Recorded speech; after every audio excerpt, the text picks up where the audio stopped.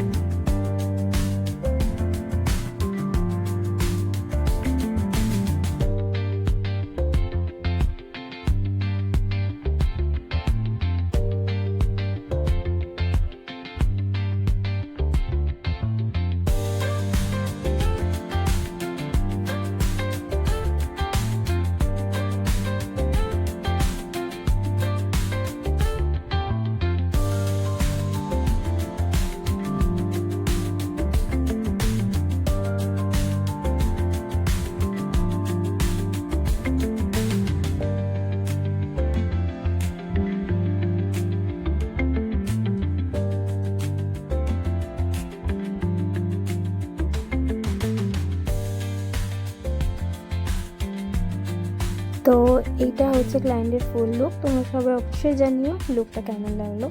আজকের মতন টাটা।